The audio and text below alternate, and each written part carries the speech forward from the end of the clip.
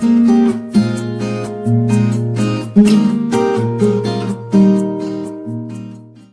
there, Assalamu alaikum. This is Rumana Afroz, senior teacher of Sisti Central School and College.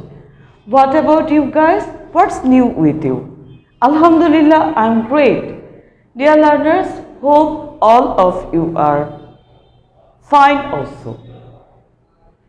As you can see on the board, we will learn transformation.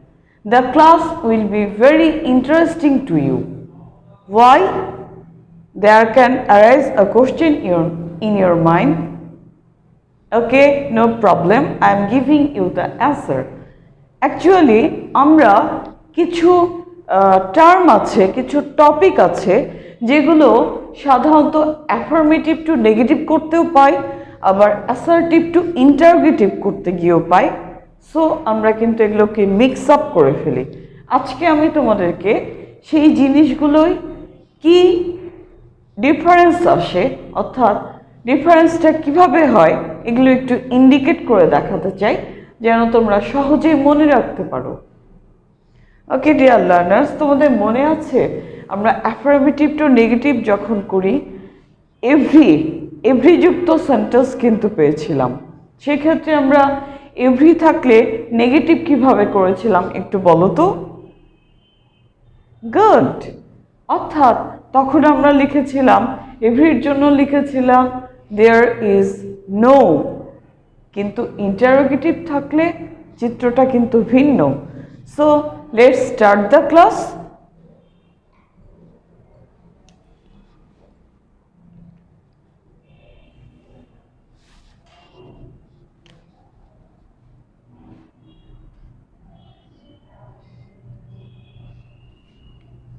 I am giving you the example.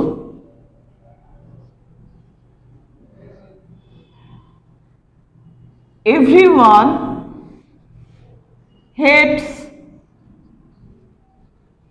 a liar. আমরা এটাকে মনে করো এখন নেগেটিভে change করছি।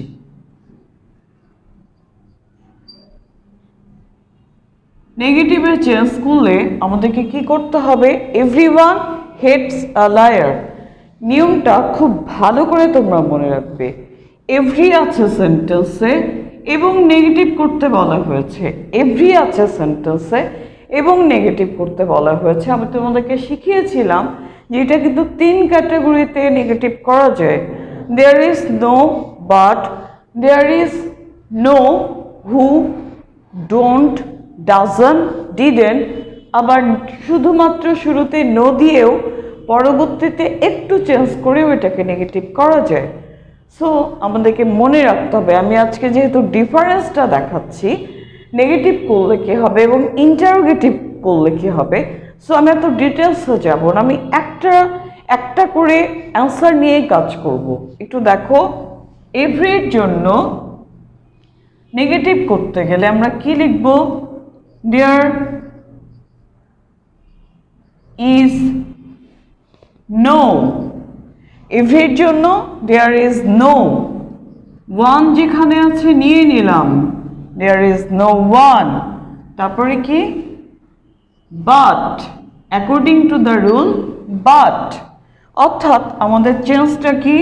দেয়ার is no, এভরির জন্য there is no, তারপরে কি হয়ে গেল? বাট, পরে যা আছে তাই।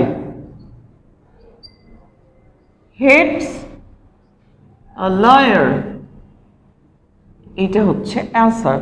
দেখে নাও তাহলে, এভরিওয়ান হেটস আ লায়ার এটাকে আমরা নেগেটিভ করেছি। অর্থাৎ আমি এখানে ছোট্ট করে লিখে দিই, তাহলে এটা হচ্ছে আমাদের নেগেটিভ অ্যান্সার। ডিয়ার লার্নার্স, এখন আমরা এটাকে কি করছি? ইন্টারোগেটিভ করছি। এটাকে আমরা কি করছি একটু খেয়াল করো। নেগেটিভ লেখা ছিল, এখন আমি এখানে একটু যুক্ত করে দিতে পারি, সেইটা হচ্ছে কি? And interrogative. Negative and interrogative.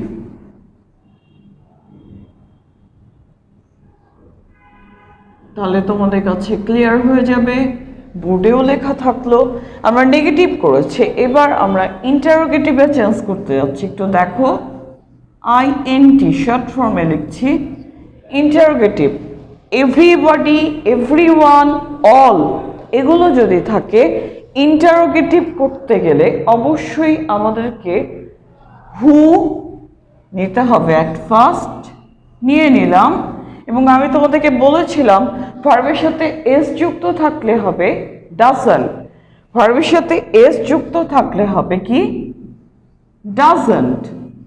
ভার্বের সাথে যদি এস যুক্ত না থাকতো তাহলে হতো ডোন্ট, এবং যদি পাস্ট ফর্মে থাকতো তাহলে হতো ডিডন্ট, এবং প্রত্যেকটার পরে হবে V1। তাহলে হু ভার্বের সাথে এস যুক্ত থাকার কারণে আমরা নিয়েছি ডাজন্ট। এখন কি আর হেডস হবে? কখনোই না, কারণ এস এর কাজ এখানে আমরা করে ফেলেছি। ডাজন্ট হেড আ লায়ার, এইটা হচ্ছে অ্যান্সার। তাহলে দেখো আমরা চেঞ্জগুলো কোথায় করেছি। এভরিবডি, এভরিওয়ান, অল এরকম থাকলে প্রত্যেকটার জন্যই হবে হু। ভার্ব, ভার্বের সাথে এস যুক্ত থাকলে ডাজন্ট, এস যুক্ত না থাকলে ডোন্ট, আর পাস্ট ফর্মে থাকলে ডিডন্ট। তারপরে কি হবে? সব ক্ষেত্রেই হবে V1। তোমরা দেখতে পাচ্ছ এখন কিন্তু আর হেডস নেই, হয়ে গেল হেড এ লায়ার। তাহলে ডিফারেন্সটা তোমরা সহজেই দেখতে পাচ্ছ ডিয়ার ভিউয়ার্স। এরপরে কিন্তু তোমরা আর মিক্স আপ করে ফেলো না, ওকে। এবার আমি আরেকটা এক্সাম্পলে, আরেকটা রুলে চলে যাচ্ছে, যেটাও তোমাদের মিক্স আপ হয়ে যায়, ভুল হয়ে যায় দুটো ক্ষেত্রে, নেগেটিভ করার ক্ষেত্রে এবং ইন্টারোগেটিভ করার ক্ষেত্রে। একটু দেখে নাও তাহলে। এবার আমরা আছি নাম্বার 2 এ, এবং তোমরা এইটাও পাবে কি যুক্ত? এভরি যুক্ত। দেখো তাহলে, every mother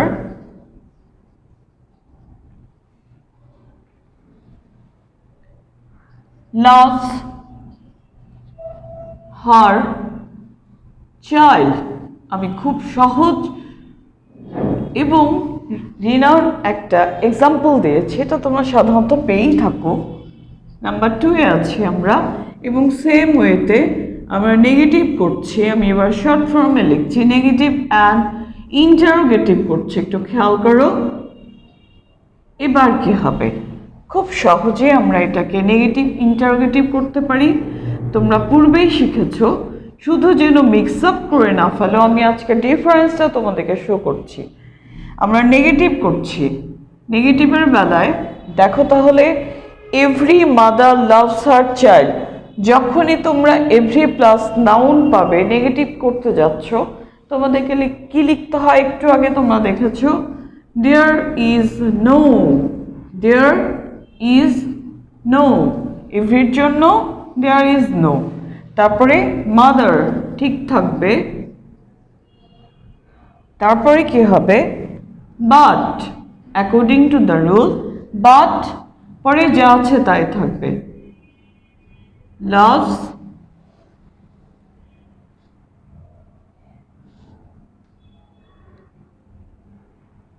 loves her child।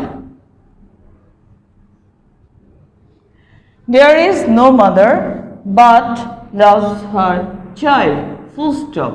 আমরা নেগেটিভ করছি। এবারে তোমরা দেখো, এটা কিন্তু পূর্বের মতোই হয়ে গেল।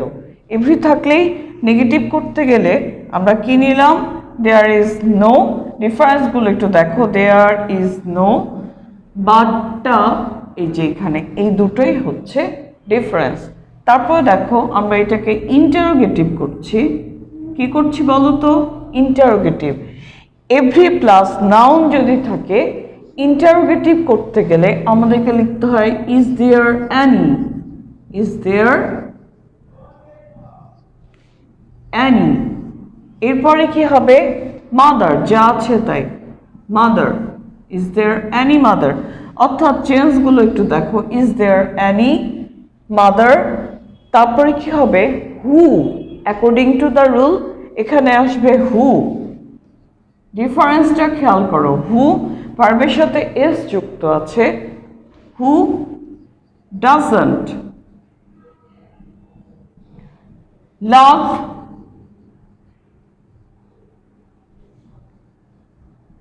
Her child. দেখো তাহলে আমরা কি করলাম, একটু চেঞ্জগুলো দেখে নাও। হু, তারপরে কি? ডাজন্ট, অর্থাৎ ভার্বের সাথে এস থাকার জন্য ডাজন্ট নিয়েছি, এই জন্যই তারপরে কি আসছে? লাভ হার চাইল্ড। ডিয়ার লার্নার্স, তোমরা তাহলে চেঞ্জটা সহজেই দেখে ফেলেছো। এভরি মাদার থাকলে নেগেটিভে কি হয় এবং ইন্টারোগেটিভে কি হয়, খুব সহজ। রুল মনে রেখো, তাহলেই হবে। এরপরে আমরা একটা মাস্টের রুলে চলে যাচ্ছি। মাস্ট দুটো ক্ষেত্রেই আমরা পেয়ে থাকি, অ্যাসার্টিভ টু ইন্টারোগেটিভ করতে গেলেও মাস্ট আসে এবং অ্যাফার্মেটিভ টু নেগেটিভ করতে গেলেও মাস্ট আসে। দেখো, এভরি ম্যান মাস্ট ডাই, এটাকে আমরা প্রথমে ইন্টারোগেটিভ করছি। তোমরা দেখো শর্ট ফর্মে লিখলাম, এখানে আছে মাস্ট, এটা আমরা নাম্বার 3-তে আছি। এভরি ম্যান মাস্ট ডাই, সেন্টেন্সে কি আছে? এভরিও আছে, মাস্টও আছে। তাহলে সেক্ষেত্রে চেঞ্জটা কি আসবে? দেখো, এভরির জন্য কি? দেয়ার ইজ নো, আমরা একটু আগেই শিখেছি, আমরা ইন্টারোগেটিভ করছি অবশ্য। So we have to write here, is there any? Is there any? Man যেখানে ছিল সেখানেই থাকবে man. Is there any man, master জন্য কি হবে? হু, সেই সাথে উইল নট, উইল নট নিতে হবে মাস্টের জন্য। উইল নটকে শর্ট ফর্মেও আমরা লিখতে পারি, তাহলে কি হবে? ওন্ট, শর্ট ফর্ম হবে ওন্ট ডাই। একটু খেয়াল করো, এই যে উইল নট, এটার কন্ট্রাক্টেড ফর্ম হচ্ছে ওন্ট, সো এটাই আমি লিখেছি এখানে, খুব সহজ। একটু দেখে নাও, এভরির জন্য ইজ দেয়ার এনি ম্যান সঠিক জায়গায় বসেছে, মাস্টের জন্য হু উইল নট ডাই অর্থাৎ won't die, both are correct. What is your favourite? You can write here. Okay, dear learners, now I'm going with another rule of must, and we have to make it negative. খুব সহজ, দেখো।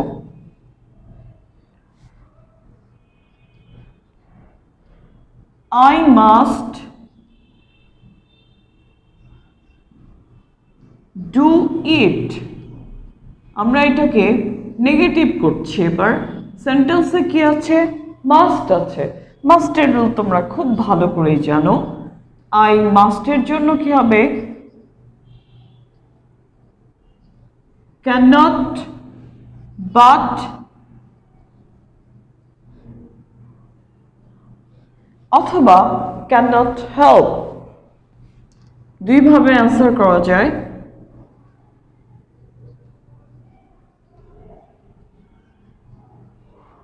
আমরা যদি cannot help use করি তাহলে ভার্বের সাথে কি হবে? আইএনজি যুক্ত হবে, cannot help doing it।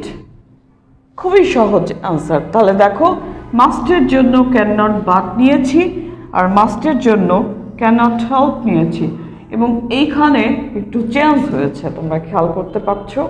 তাহলে ডিয়ার লার্নার্স, এগুলোই ছিল আজকে আমাদের লেসন। তো আমরা একটু সামারাইজ করতে পারি আমরা কি শিখেছি। এভরি যুক্ত সেন্টেন্সকে আমরা নেগেটিভ করেছি এবং ইন্টারোগেটিভ করেছি, সেক্ষেত্রে চেঞ্জ কি দিয়ে হয়েছে? দেয়ার ইজ নো, আর ইন্টারোগেটিভের বেলায় রুল অনুযায়ী কি হয়েছে, হু, ডোন্ট, ডাজন্ট, ডিডন্ট। আবার এভরি যুক্ত সেন্টেন্সকে আমরা নেগেটিভও করেছি আবার ইন্টারোগেটিভে করেছি। সেই ক্ষেত্রে এভরির সাথে কি ছিল, নাউন ছিল, যে কোনো নাউন থাকতে পারে, যেমন mother, brother, sister etcetera, every student etcetera, যে কোনো কিছুই থাকতে পারে।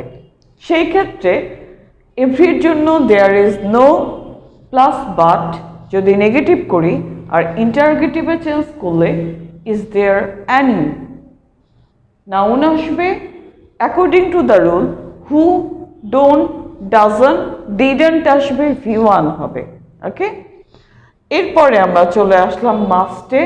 এভরি প্লাস মাস্ট থাকলে ইজ দেয়ার অ্যানি হবে শুরুতে, এবং মাস্টের জন্য হবে who, will not or won't. আর এইখানে তো তোমরা দেখতেই পাচ্ছ মাস্ট থাকলে নেগেটিভে কি হবে, can not but and can not help. So dear learners, আমি অলরেডি একবার তোমাদেরকে লিখেও শিখিয়েছি এবং আমি কিন্তু মুখেও বলে দিলাম চেঞ্জগুলো কি। তোমরা একটু নোট রেখে অবশ্যই নিজের প্রবলেমটা ক্লিয়ার করতে পারো। So dear learners, if you have any problem you can contact me and I'm giving you HW।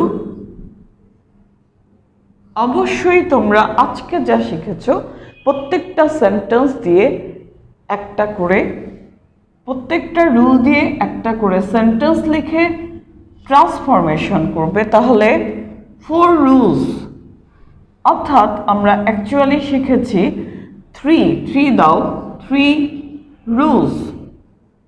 Sentence লিখেছি কয়টা, অনেকগুলো। 3 রুলস, 3টা রুল শিখেছি। এই 3টা রুল দিয়ে তোমরা 3টাই সেন্টেন্স লেখো, কোনো অসুবিধা নেই। 3 রুলস, 3 sentences, sentences, 3 changes,